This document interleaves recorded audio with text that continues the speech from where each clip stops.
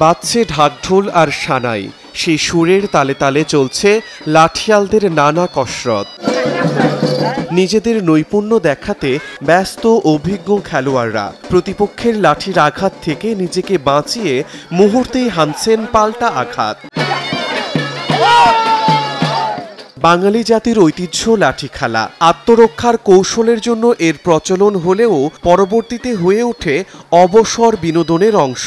বাংলা নববর্ষ 1432 উপলক্ষে সোমবার জামালপুরের পৌর এলাকার লাঙ্গলজোড়া গ্রামে আয়োজিত হয় লাঠি খেলার। সেই খেলা দেখতেই ভিড় জমিয়েছে নানা বয়সীর দর্শনার্থীরা। লাঠিবাড়ি খেলা হলো আমাদের ঐতিহ্যবাহী খেলা। এই খেলায় অনেক মানুষ হয় প্রতি বছরই। আমরা অনেক দূরে থেকে আসছি, খেলাতে খুব মজা লাগলো আর কি, ভালো লাগলো।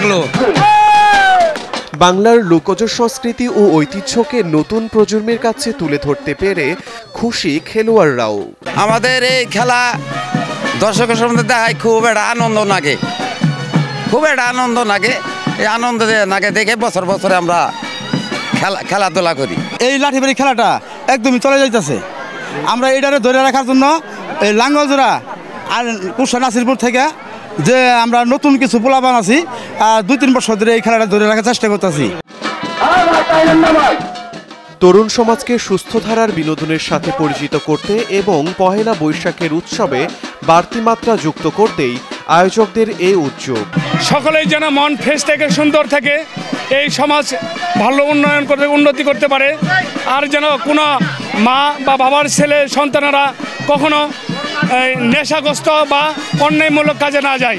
শুভ নববর্ষে শুধু আপনারা দেখেন না কেন, শুধু এই জামালপুর পৌরসভা নয়, সারা বাংলাদেশে মানুষ কিভাবে উৎফুল্লভাবে ঘর থেকে বেরিয়ে এই বাঙালি জাতি এই শুভ নববর্ষ নতুন একটি বছরকে উদযাপন করতেছে।